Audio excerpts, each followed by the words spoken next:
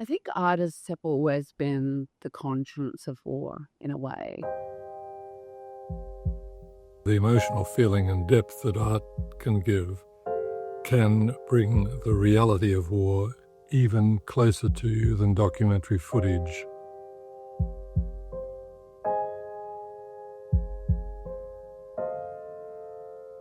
The main goal for the song Windradyne was to have the sort of impact on people to just open minds and open hearts. As I get older, I get a lot more hungry for knowledge, and I would hope that this song makes other people a little bit more hungry for knowledge, even in their local area, about different characters that have been a part of a history. I think war is such an intergenerationally traumatic national event that it's impossible as a country to move on when the war is over if we don't have a place to put it. When I wrote Gallipoli for Peter Weir, I was hoping it would have an impact, and it certainly did. The final scene we chose, which was the Battle of the Neck, where the soldiers launched themselves into, Australian soldiers launched themselves into saturation machine gun fire. It was horrific. It was horrific in real life, and Peter made it even more horrific, if that's possible, on film with his brilliant final shot.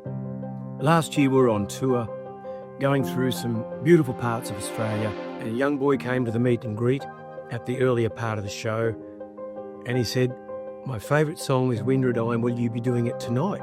I could see his little face in the light, and he was mouthing every word to the song. The crazy story for me was that when the men from the Changi camp, who had been prisoners of war for pretty much 3 years, were finally liberated, they refused to get on the boat if their piano didn't come with them.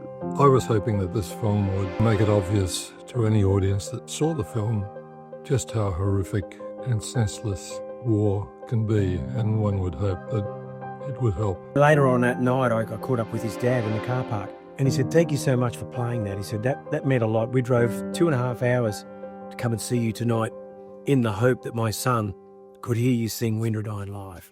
To hear the song affected a kid of about 10 or 11 years old. That's when you realise the power of music.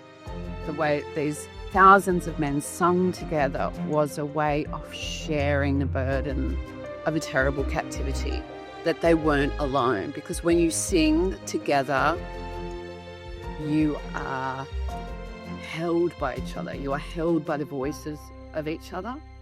A feeling that war should never happen in this present day and age anywhere in the world. Sadly, it still is.